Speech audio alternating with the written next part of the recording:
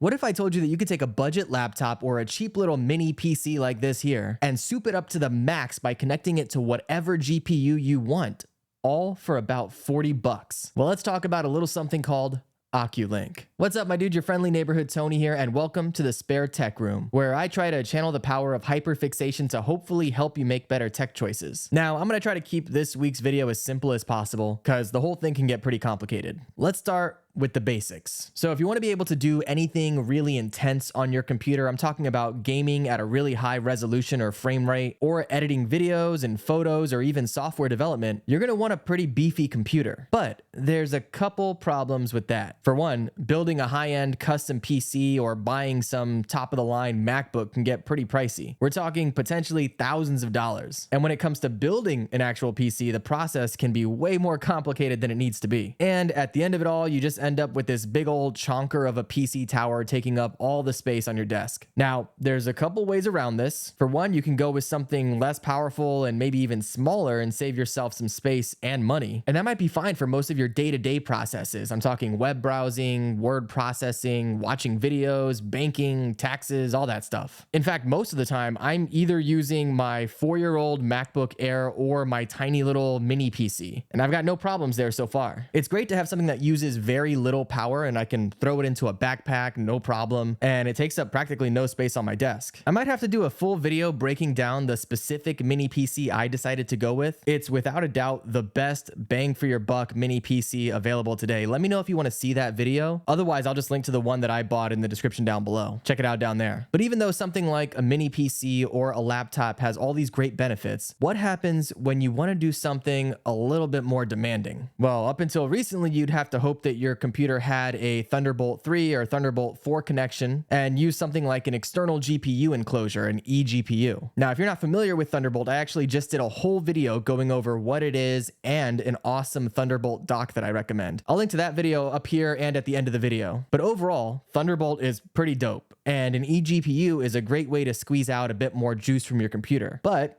there are a couple problems there as well. For one, a Thunderbolt eGPU has a hard limit of 40 gigabits per second. Now, that might not mean much to you, but what if I told you that with Oculink, you're getting up to 64 gigabits per second? That's a 60% increase in power. And not only that, but an eGPU is going to cost you potentially hundreds of dollars, whereas an Oculink, again, 40 bucks. I'm telling you, if I had wasted money on a Thunderbolt eGPU, I'd be pretty pissed right now. Okay, so it goes without question that Oculink is better than an eGPU in basically every measurable way. It's more powerful, it's way cheaper, it's generally smaller. So where do you get one? What kind of connectors do you need? And how do you set it up? Okay. One thing at a time. I'll go ahead and link you to the exact same Oculink board and cable that I personally use. I've had absolutely zero problems with it, and they're readily available on Amazon. So of course you get that typical Amazon return policy as well if you end up not liking it for whatever reason. Let's jump over to the table and take a look at this thing. So in the box, you're gonna get a couple of things. For one, the board itself. And this is where you're gonna plug everything in. The power supply, the GPU itself, and the Oculink cable, which also comes in the box. Now this cable will connect one end right here to the board and the other end to your computer. And I already know what you're going to say, but Tony, I don't have an Oculink port on my computer. Well, first off, if you just bought the computer I already recommended, you would have an Oculink port and you wouldn't have to worry about it. Duh. I'm just kidding. But again, that is one of the big reasons that I recommend that particular mini PC. Link in the description. You're welcome. But okay, let's just assume you don't like nice things, so you don't buy the things I recommend. That's fine, because also in the box, you're going to get an M.2 to Oculink adapter. So instead of plugging directly into the Oculink port, you can use the M.2 slot on your computer. It's a little bit more messy, but still, it works just as well. So real simple. Your power supply